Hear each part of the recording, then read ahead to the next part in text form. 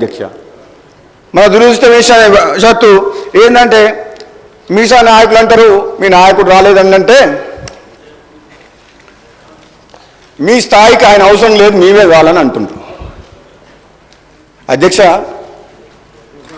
వీళ్ళ స్థాయి ఏందో 10 ఏళ్లలో కేసీఆర్ గారు ముఖ్యమంత్రిగా ఉన్నప్పుడు వీళ్ళ స్థాయి ఏంది, మంత్రులు ఎంపీలు అధికారుల మాట ఎవరైనా విన్నారా అధ్యక్ష? నో అపాయింట్మెంట్, ఒంటెద్దుపోకడా, నిజం ఉన్నట్టు అట్లా కాదు ఇట్లా అని చెప్పే అవకాశం వీళ్ళకి ఎవరికైనా ఇచ్చిండా అధ్యక్ష? ఆయన అంత దమ్ము ధైర్యం వీళ్ళకు లేదు, ఆయన వినేవాడు కూడా కాదు. అటువంటి పరిస్థితి ఉన్న మనిషి, పెద్ద మనిషి, లీడర్ ఆఫ్ ద ఆపోజిషన్ ఉండి కూడా సభకు రాకుండా ఒక ఇంపార్టెంట్ సబ్జెక్ట్ మీద చర్చ నడిచినప్పుడు లేకుండా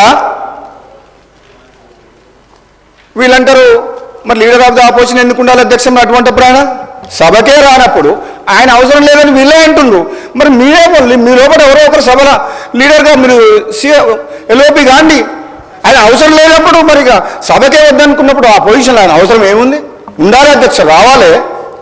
ఆయన చేసిన మంచి పనులుంటే ఈ కాంగ్రెస్ ప్రభుత్వం ఈరోజు రైతులు 2004లో ఆశీర్వదించినట్టు మళ్ళీ 2023లో కూడా రైతులు నమ్మకంతో కాంగ్రెస్ పార్టీ మళ్ళీ అధికారంలోకి వస్తే మాకు మా ప్రయోజనాలు మమ్మల్ని కాపాడుతారన్న నమ్మకంతో ఈరోజు రైతులు మాకు అధికారం ఇచ్చిండ్రు. అంటే రైతులకు కాంగ్రెస్ పార్టీ ప్రభుత్వం మీద, కాంగ్రెస్ పార్టీ మీద, రాహుల్ గాంధీ నాయకత్వం మీద, సోనియా గాంధీ గారి నాయకత్వం మీద అంత నమ్మకం ఉంది అధ్యక్ష.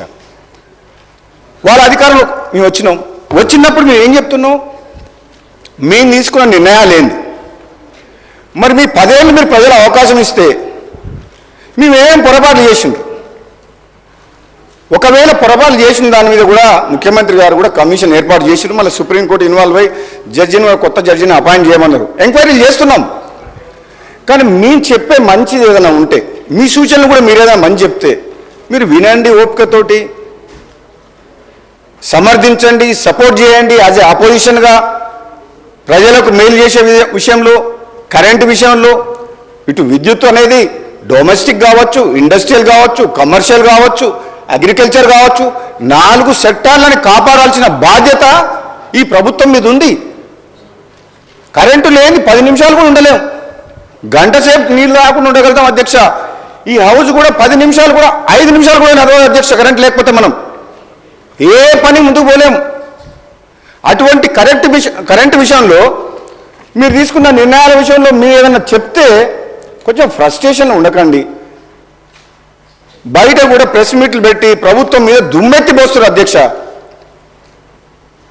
చేసిన తప్పులు చాలవని చెప్పి ఇంకా ఉల్టా మీరు ఇప్పుడు ఆ విద్యుత్ రంగాన్ని ఏ విధంగా నష్టాల ఊబి నుంచి బయటికి తీసుకొచ్చి గాడిలో పెట్టి వినియోగదారులందరికీ తక్కువ ధర కరెంట్ ఇవ్వాలని మేము ఆలోచన చేస్తున్నాం. ఒక పాజిటివ్ థింకింగ్ తోటి, కన్స్ట్రక్టివ్ థింకింగ్ తోటి ముందుకు పోతున్నాం. ఒకవేళ మీరేమైనా మిస్టేక్ చేస్తే తప్పును ఒప్పుకోండి. మీరేమైనా తప్పు నిర్ణయాలు తీసుకుంటే మాకు చెప్పండి, మేము ఫాలో అవుతాం 100%.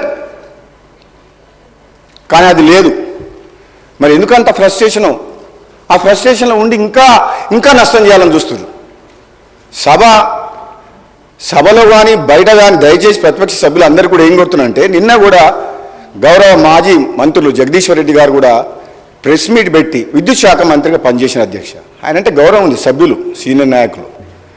కానీ ఇష్టం వచ్చినట్టు మాట్లాడడం ముఖ్యమంత్రి గారి మీద, ప్రభుత్వం మీద ఎందుకు అవసరం అధ్యక్ష? ఇది 10 ఏళ్ల పాటు మీకు అవకాశం వచ్చింది. కొన్ని మంచి పనులు చేసిండ్రు, కొన్ని తెలిసి తెలియక తప్పులు చేసిండ్రు. విద్యుత్ రంగంలో కావచ్చు, ఇరిగేషన్ ప్రాజెక్టు, కాళేశ్వరం విషయంలో కావచ్చు. అది ప్రజలందరికీ అర్థమైపోయింది. అక్కడ కూర్చున్న వెంటనే, మిమ్మల్ని అక్కడ పంపించిన వెంటనే అర్థమైంది ప్రజలు మార్పు కోరుకుండ్రు. మేము అనుకున్న స్థాయిలో మాకు అభివృద్ధి జరగలేదు, న్యాయం జరగలేదు. తెలంగాణ వచ్చిన తర్వాత కూడా మా బతుకులు మారలేదు. కాబట్టే తెలంగాణ ఇచ్చిన కాంగ్రెస్ పార్టీకి అధికారంలో ఇచ్చి మమ్మల్ని ఇటుపక్క కూర్చోబెట్టిండ్రు.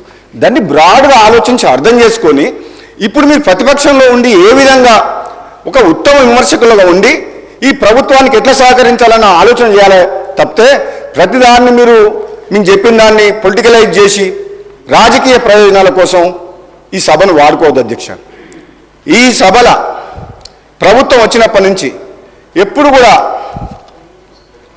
ఉపన్యాసాలు ఇచ్చి ఆచరణకు అమలుకు సాధ్యం కాని మాటలు కూడా చెప్పడం ఇంతవరకు మేము చేయలేదు. బడ్జెట్లో కూడా గౌరవ ఉప